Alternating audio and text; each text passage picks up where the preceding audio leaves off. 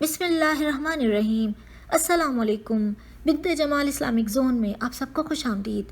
سعودی عرب میں وزارت حج عمرہ نے اوقاز اخبار کے مطابق سوشل میڈیا پہ وائرل ہونے والی ایسی ویڈیوز اور ایسی خبروں کی سختی سے تردید کر دی ہے جن میں حج اور عمرہ کے حوالے سے کچھ افواہیں گردش کر رہی ہیں۔ میں آپ کے ساتھ شیئر کرتی ہوں، ساتھ ہی وزٹ ویزا کے حوالے سے بھی اور یہاں کے مقیمین کے لیے حج عمرہ کی کیا وضاحتیں ہیں وہ بھی آپ کے ساتھ شیئر کرتی ہوں۔ سعودی عرب میں وزارت حج عمرہ نے 15 شعبان اور 15 رمضان المبارک سے عمرہ بکنگ کے بارے میں سوشل میڈیا پر وائرل اطلاعات کی تردید کر دی ہے۔ اوقاز اخبار کے مطابق سوشل میڈیا پر جو اطلاعات گردش کر رہی تھیں کہ اس سال عمرہ بکنگ 2 مرحلوں میں ہوگی، پہلے مرحلے کی شروعات 15 شعبان سے ہوگی اور 1 سے 18 رمضان تک عمرہ زائرین سعودی عرب پہنچ جائیں گے، جبکہ دوسرے مرحلے کی بکنگ 15 رمضان سے ہوگی اور اس کے تحت 19 سے 30 رمضان تک عمرہ زائرین پہنچ جائیں گے سعودی عرب۔ تو وزارت حج عمرہ نے سوشل میڈیا پر ان اطلاعات کے حوالے سے کہا ہے کہ وزارت کی جانب سے ایسا کوئی بیان جاری نہیں ہوا، یہ بالکل غلط ہے۔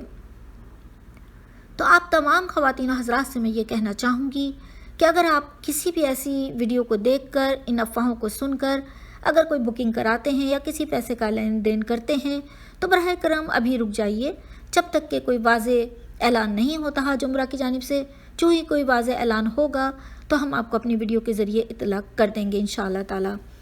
ساتھ ہی میں آپ کو ایک دوسری خبر بھی سناتی ہوں، چونکہ وزارت حج عمرہ نے فرمایا ہے اپنے ایک بیان میں کہ سعودی شہری مقیم غیر ملکی اور وزٹ ویزوں پر آنے والے ماہ رواں مارچ کے آخر تک عمرے کی بکنگ کرا سکتے ہیں۔ بیان میں یہ بھی کہا گیا ہے کہ عمرہ اجازت نامے لینے والے زائرین سے بھی کورونا ویکسین کی پابندی نہیں کرائی جا رہی ہے۔ وزارت حج عمرہ نے کہا ہے کہ عمرے کے اجازت نامے ای تمنا ایپ کے ذریعے جاری کیے جا رہے ہیں، اس کے سوا کسی اور ذریعے سے اجازت نامے نہیں دیے جا رہے۔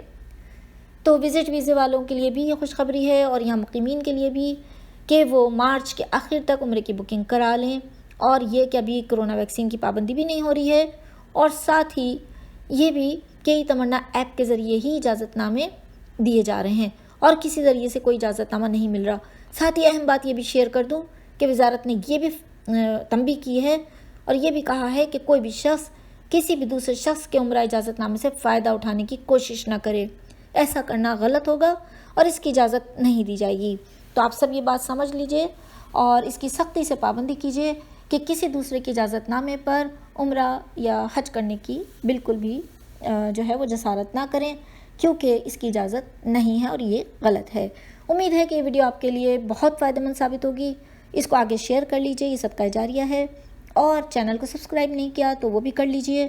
مجھے اجازت دیجیے۔ اللہ حافظ، اللہ نگہبان، فی امان اللہ۔